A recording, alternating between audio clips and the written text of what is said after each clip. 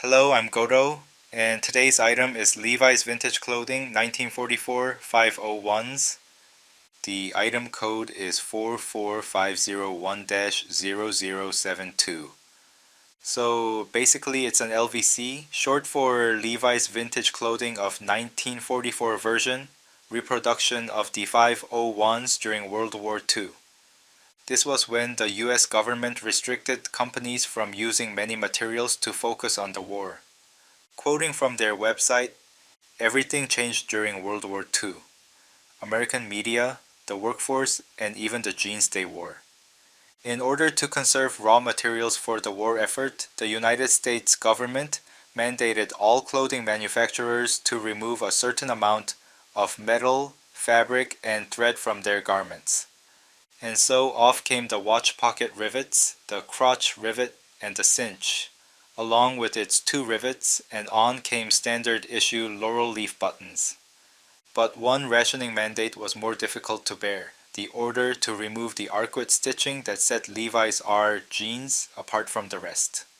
Rather than lose the signature arcuate, we worked out a system to print the arcuate design on every pair of 501 jeans that came out of the factory.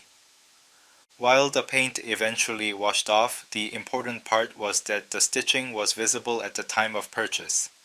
Today we recreate this historical garment, our 1944 501 jeans in rigid selvage denim. End quote. Moving on to the characteristics, the materials used for these pairs are organic cotton selvage denim, 12 ounces weight denim made in Kaihara, and they say these weigh about 14.2 ounces after initial wash. As these pairs are an archival reproduction of 1944 501 jeans, many details are different compared to the other 501s. There are no watch pocket rivets, crotch rivet, and the back waist cinch to conserve raw materials for the war effort. It features the iconic painted arcuate on the back pocket.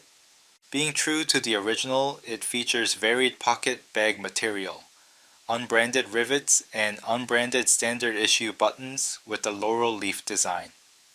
The two back pockets have concealed rivets, and the capital letter E on the red tab is single-sided. These are made in Japan by expert artisans using traditional techniques. The quality is great, just like any of the other LVCs, such as 47501 that I've reviewed earlier. The texture at first impression is rough but smooth compared to other slubby denims such as Oni denims. The thickness is medium, I would say, just like many other jeans in the 12 ounces category. It's basically not too thick but not too light either, as in the cheaper 501 versions from Levi's. Overall speaking, it's well-made recreation versions of World War II 501s from Levi's themselves.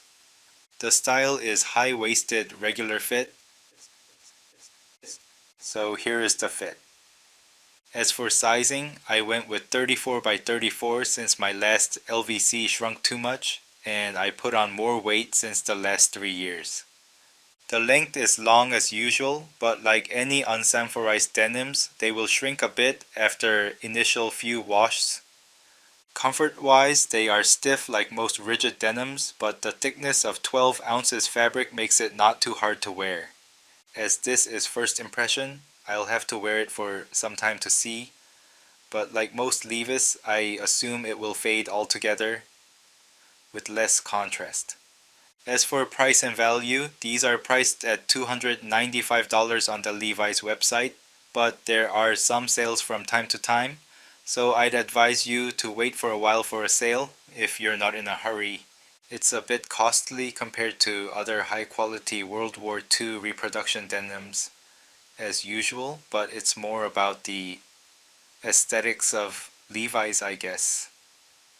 I think it's worth checking out like other LVC versions, especially if you're interested in the painted arcuate and history of denims in World War II.